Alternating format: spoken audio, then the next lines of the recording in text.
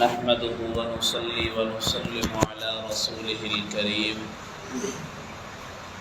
أما بعد فأعوذ بالله من الشيطان الرجيم بسم الله الرحمن الرحيم إن رحمة الله قريب من المحسنين وقال الله تعالى في مقام آخر وبشر الصابرين الذين إذا أصابتهم مصيبة قالوا إنا لله وإنا إليه راجعون أولئك عليهم صلوات من ربهم ورحمة وأولئك هم المهتدون صدق الله العظيم اللهم صل على سيدنا ومولانا محمد وعلى آل سيدنا ومولانا محمد وبارك وسلم ثم صل عليه۔ چونکہ رحمت والا عشرہ چل رہا ہے، اسی مناسبت سے پچھلے 2 درس میں اسی بات کو بیان کیا ہے کہ اللہ کی خصوصی رحمت کے مستحق کون لوگ ہوا کرتے ہیں۔ انہی لوگوں میں آج ان خوش نصیب لوگوں کا ذکر کرنا ہے جو اللہ رب العزت کی خصوصی رحمت کے مستحق ہوتے ہیں۔ قرآن مجید فرقان حمید میں اللہ فرماتے ہیں ان رحمت اللہ قریب من المحسنین، بے شک اللہ کی خصوصی رحمت قریب بہت قریب ہوتی ہے من المحسنین، نیکی کرنے والوں کے۔ جو آدمی نیک اعمال کرتے ہیں اللہ رب العزت کی خصوصی رحمت ان کو ڈھانپ لیتی ہے اور اللہ رب العزت کی خصوصی رحمت کے وہ لوگ مستحق ہو جاتے ہیں۔ اب نیکی کسے کہتے ہیں؟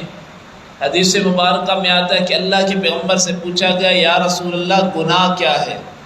تو آپ علیہ الصلوۃ والسلام نے نیکی اور گناہ کی تعریف کی۔ اللہ کے پیغمبر نے فرمایا البر حسن الخلق، نیکی اچھا اخلاق ہے، والاسم ما حاک فی صدرک، اور گناہ وہ ہے جو تیرے دل میں کھٹکا پیدا کر دے، وَكَرِهْتَ أَن يَطَّلِعَ عَلَيْهِ النَّاسِ، اور تو ناپسند سمجھے اس بات کو کہ میری اس بات پر لوگ مطلع ہوں۔ مثال کے طور پر گناہ کسے کہتے ہیں؟ جو تیرے دل میں کھٹکا پیدا کر دے اور تجھے یہ بات ناپسند لگے کہ میری یہ بات لوگوں میں عام ہو جائے، لوگوں کو پتہ چل جائے، اس کو گناہ کہتے ہیں۔ انسان چوری اگر کرتا ہے تو انسان کے دل میں ضرور ہی آتا ہے کہ میں غلط کام کر رہا ہوں، اور انسان یہ ناپسند سمجھتا ہے کہ میرا یہ عمل لوگوں کے سامنے آئے۔ انسان اگر شراب پی رہا ہے تو انسان کے دل میں ضرور یہ کھٹکا پیدا ہوتا ہے کہ میں غلط کام کر رہا ہوں، اور وہ یہ ناپسند سمجھتا ہے کہ میرا یہ عمل لوگوں کے سامنے آئے، اسی کا نام گناہ ہے۔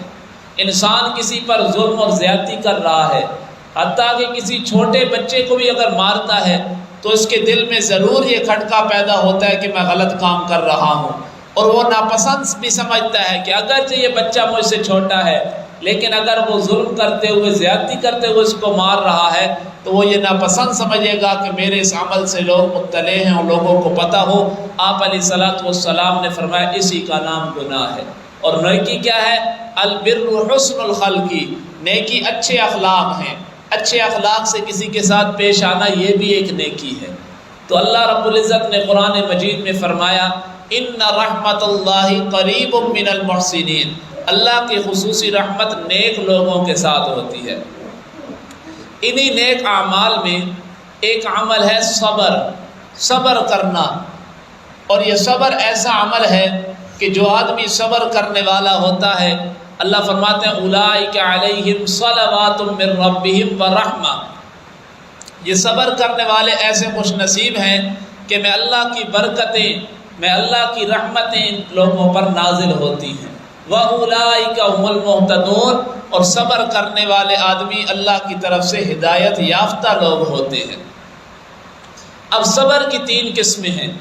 پہلی قسم ہے دنیاوی آفات پر، دنیاوی مصائب اور تکالیف پر انسان صبر کرتا ہے، جزا فضا نہیں کرتا، رب کی ناشکری نہیں کرتا بلکہ صبر کرتا ہے، یہ بھی ایک صبر کی قسم ہے۔ دوسری قسم جہاد کے معاملے میں، جہاد کے میدان میں انسان پر جو مصیبتیں آتی ہیں، مصائب آتے ہیں، تکالیف آتی ہیں، ان پر انسان جب صبر کرتا ہے، اس کو بہادری اور شجاعت بھی کہتے ہیں، اور اس کا نام صبر بھی ہے۔ اور تیسری قسم صبر کی کہ اللہ کے حکموں کو پورا کرتے ہوئے انسان پر جو مصیبتیں آتی ہیں، تکالیف آتی ہیں، لوگوں کے طعنے برداشت کرتا ہے، اس کا نام بھی صبر ہے۔ اور قرآن مجید کی اصطلاح میں اس کا نام استقامت فی الدین ہے، کہ انسان اللہ کا حکم پورا کر رہا ہے، اللہ کا حکم پورا کرتے ہوئے لوگوں کی طرف سے طعنے ملتے ہیں، لوگوں کی طرف سے تکلیفیں پہنچتی ہیں، مصائب آتے ہیں، انسان اس پر صبر کرتا ہے۔ اور قرآن مجید میں اس کا نام استقامت فی الدین ہے، کہ دین کے معاملے میں انسان ڈٹ جاتا ہے، صبر کرتا ہے، لوگوں کی باتیں برداشت کرتا ہے۔ یہ صبر کی تیسری قسم ہے۔ قرآن مجید میں اللہ نے فرمایا وَبَشِّرِ الصَّابِرِينَ، صبر کرنے والوں کے لیے بڑی خوشخبریاں ہیں، اور سب سے بڑی خوشخبری کیا ہے؟ انما یوفی الصابرون اجرهم بغیر حساب۔ اللہ فرماتے ہیں میں تو صبر کرنے والوں کو بغیر حساب کے بدلہ دیتا ہوں، یعنی کوئی حساب ہی نہیں ہے جو صبر کرنے والے ہیں۔ انما یوفی الصابرون اجرهم بغیر حساب، صبر کرنے والوں کو بے پناہ اور بے حساب اجر و ثواب ملتا ہے۔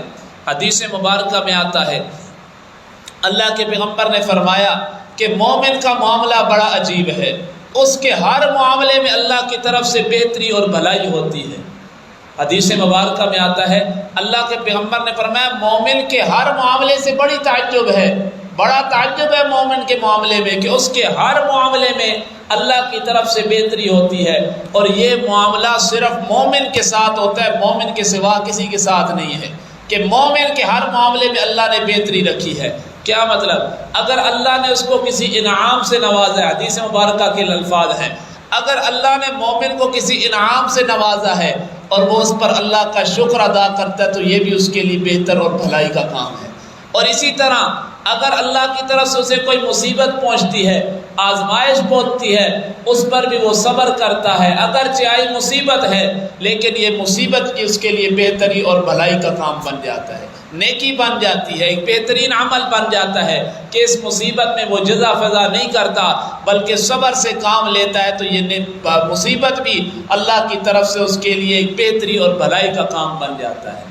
حدیث مبارکہ میں آتا ہے، حضرت انس رضی اللہ تعالیٰ عنہ روایت کرتے ہیں کہ ایک مرتبہ اللہ کے پیغمبر صلی اللہ علیہ وسلم ایک قبرستان سے گزرے، ایک عورت کو دیکھا کہ وہ قبر پر بیٹھی ہے، اور یاد رکھیے صبر حقیقی معنوں میں وہ ہے کہ جب مصیبت آئی، عین مصیبت کے وقت جب انسان صبر کرتا ہے، حقیقی معنوں میں صبر یہ ہے، وگرنہ مصیبت چلی جائے بعد میں انسان صبر کرتا پھرتا رہے، یہ صبر نہیں ہوتا۔ اصل صبر وہی ہے جو عین مصیبت کے وقت ہو۔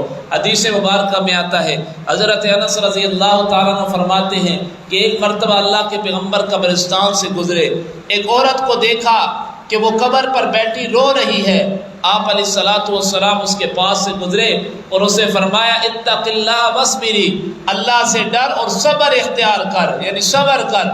اب اس کو پتہ نہیں تھا، بیچاری غم میں مبتلا تھی، اس سے گستاخانہ جملے نکل گئے۔ وہ کہتی ہے دور ہو جا مجھ سے، تجھے کیا پتہ مجھ پر جو تکلیف پہنچی ہے، تمہیں کیا پتہ ہے اس کا کیا اثر ہے۔ اب اس کو نہیں پتہ تھا کہ اللہ کے پیغمبر گزر رہے ہیں۔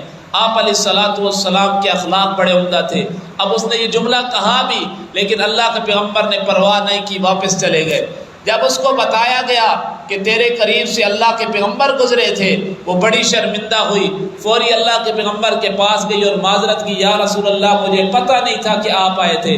اس وقت پھر اللہ کے پیغمبر نے پھر نصیحت کی کہ اللہ سے ڈری کر اور صبر اختیار کیا کر، والصبر عند صدمۃ الاولی، اور صبر جو ہوتا ہے عین صدمہ کے وقت ہوتا ہے، وگرنہ بعد میں تو انسان پر صبر آ ہی جاتا ہے، انسان کو صبر آ ہی جاتا ہے۔ اصل صبر وہ ہے کہ جب کوئی صدمہ پہنچا ہے، عین صدمے کے وقت انسان صبر کرے۔ اب یہ صبر والا مادہ انسان صابر اور شاکر اللہ کی نظروں میں کب ہوگا؟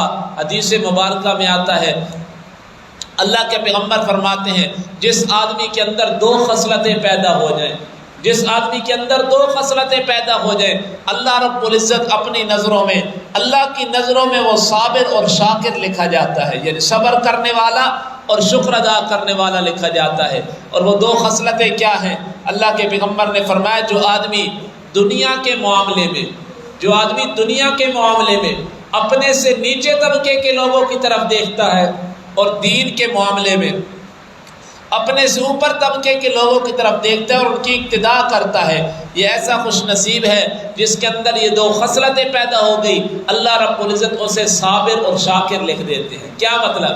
کہ دنیا کے معاملے میں اپنے سے نیچے طبقے کے لوگوں کو دیکھتا ہے اور شکر ادا کرتا ہے کہ شکر ہے اللہ نے مجھے اس سے کوئی فضیلت عطا کی ہے، اور دین کے معاملے میں اپنے سے اوپر طبقے کے لوگوں کو دیکھتا ہے اور ان کی اقتداء کرتا ہے۔ مثال کے طور پر ایک حافظ ہے، وہ دین کے معاملے میں عالم کو دیکھتا ہے اور صبر کرتا ہے اور اپنے آپ کو آمادہ کرتا ہے کہ میں بھی عالم بنوں گا۔ اگر عالم ہے تو وہ دین کا معاملہ ہے، وہ اپنے سے اوپر مفتی کو دیکھتا ہے اور یہ دل میں ارادہ کرتا ہے اور اس کی اقتداء کرتا ہے۔ تو اللہ کے پیغمبر فرماتے ہیں اے یہ خوش نصیب وہ ہیں کہ جن کو اللہ صابر اور شاکر لکھ دیتا ہے۔ حدیث مبارکہ میں آتا ہے اللہ کے پیغمبر نے فرمایا الصبر نصف الایمان، یہ صبر جو ہے نصف ایمان ہے، ایمان کا آدھا حصہ صبر ہے۔ یعنی انسان، اور حضرت علی رضی اللہ تعالیٰ عنہ تو فرماتے ہیں کہ صبر کا مقام ایمان میں اس طرح ہے جس طرح کہ سر کا مقام سارے بدن میں، کہ سر کا بڑا مقام ہے بدن میں، اسی طرح حضرت علی رضی اللہ تعالیٰ عنہ فرماتے ہیں کہ صبر کا مقام بھی ایمان میں بہت زیادہ ہے، اسی طرح ہے جس طرح کہ سر کا مقام پورے بدن میں۔ تو یہ صبر کرنے والا ایسا خوش نصیب انسان ہے جو اللہ کی طرف سے خصوصی رحمت کا مستحق ہوتا ہے۔ قرآن مجید میں اللہ فرماتے ہیں وَبَشِّرِ الصَّابِرِينَ، خوشخبری اور یاد رکھیے اللہ رب العزت امتحان 3 طرح کا لیتے ہیں۔ ایمان والوں کا امتحان اللہ رب العزت 3 طریقوں سے لیتے ہیں اگر قرآن کا مطالعہ کریں۔ کبھی اللہ امتحان لیتے ہیں نعمتیں دے کر، اور وہاں ہمارا امتحان کیا ہوتا ہے کہ ہم نعمتوں پر کتنا شکر ادا کرتے ہیں۔ لَإِن شَكَرْتُمْ لَأَزِيدَنَّكُمْ، اللہ فرماتے ہیں اگر تم نے میری نعمتوں کا شکر ادا کیا لَأَزِيدَنَّكُمْ، میں تمہیں نعمتوں میں اور اضافہ کر کے دوں گا۔ اور کبھی اللہ امتحان لیتے ہیں نعمتیں دے کر پھر واپس لے لیتے ہیں، وہاں ہمارا امتحان کیا ہوتا ہے کہ ہم صبر کتنا کرتے ہیں۔ اولاد اللہ کی طرف سے نعمت ہے، قرآن مجید میں اللہ فرماتا ہے وَلَنَبْلُوَنَّكُمْ بِشَيْءٍ، البتہ ضرور بضرور اللہ تمہارا امتحان لے گا کسی نہ کسی طریقے کے ساتھ، من الخوف، امن بہت بڑی نعمت ہے لیکن اللہ اس امن کو واپس لے کر خوف پیدا کر دیتے ہیں، وہاں بھی امتحان ہے۔ والجوع، انسان کے پاس کھانے کے لیے مال ہو، یہ بہت بڑی نعمت ہے لیکن اللہ کبھی کبھی کھانے کی اشیاء واپس لے کر انسان کو بھوک میں مبتلا کر کے امتحان لیتا ہے۔ وَنَقْصٍ مِّنَ الْأَمْوَالِ وَالْأَنفُسِ، مال کی کمی لا دیتے ہیں، وَالْأَنفُسِ، جانوں کی کمی، وَالثَّمَرَاتِ، اور پھلوں کی کمی۔ اور ثمرات کا ایک معنی یہ ہے کہ انسان کی اولاد بچپن میں فوت ہو جاتی ہے، یہ بھی بہت بڑا امتحان ہے۔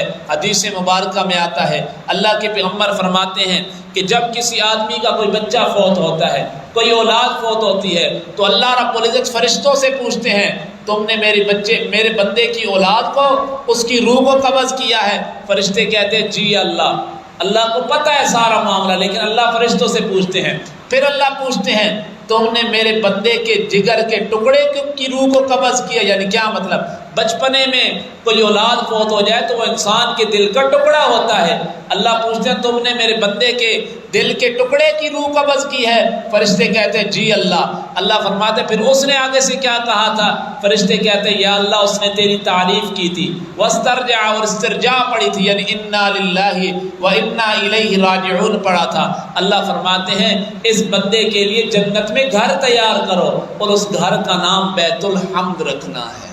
سبحان اللہ، کتنا مقام ہے صبر کا کہ بندے کی اولاد فوت ہوئی، اللہ کے کسی بندے کی اولاد فوت ہوئی، چاہے چھوٹی ہے چاہے جوان ہے، اور اس نے جزا فضا نہیں کی بلکہ صبر سے کام کر لیتے ہوئے اللہ کی تعریف کی اور کلمہ استرجاع پڑھا انا للہ و انا الیہ راجعون، تو اللہ فرشتوں کو حکم دیتے ہیں میرے اس بندے کے صبر کی وجہ سے اس بندے کے لیے جنت میں ایک گھر تیار کرو، اس گھر کا نام ہی بیت الحمد رکھنا ہے۔ تو بڑا مقام ہے۔ یہ دوسرا امتحان ہے کہ اللہ نعمتیں دے کر پھر واپس لے لیتے ہیں اور امتحان لیتے ہیں کہ میرا بندہ صبر کتنا کرتا ہے۔ اور تیسرا امتحان ہے کہ اللہ نعمتیں بھی دیتے ہیں لیکن کبھی کبھی ان کے استعمال سے روک لیتے ہیں۔ کہ یہ بندہ میرے حکموں پر کتنا اترتا ہے. جس طرح کہ روزہ ہے کہ انسان کے پاس اللہ کی دی ہوئی ساری نعمتیں موجود ہوتی ہیں، لیکن اللہ منع کر دیتے ہیں کہ صبح صادق سے لے کر غروب آفتاب تک ان نعمتوں کو استعمال نہیں کرنا. اب یہاں انسان کا امتحان یہ ہے کہ اللہ امتحان لے رہے ہوتے ہیں کہ یہ میرا بندہ میرے حکموں پر کتنا اترتا ہے، میں اللہ کے حکم کو کتنا پورا کرتا ہے. تو یہ امتحان میں کامیابیاں تب ہے جو صبر کا امتحان ہے ہمارے لیے، کہ اللہ اگر کوئی نعمت واپس لے لے تو وہاں ہم نے یہ امتحان میں کامیابی یہ ہے بشر الصابرین، ہم نے صبر کرنا ہے. اور صبر کا ایک طریقہ یہ بھی ہے الذین اذا اصابتهم مصیبہ، کہ جب کوئی مصیبت پہنچے قالوا انا للہ، تو اس وقت یہ کلمہ کہنا انا للہ و انا الیہ راجعون. اللہ فرماتے یہ بڑے خوش نصیب لوگ ہیں، اولئک علیہم صلوات من ربہم رحمہ، یہ لوگ میں اللہ کی خصوصی رحمت کے مستحق ہوتے ہیں. وآخر دعوانا ان الحمد للہ رب العالمین.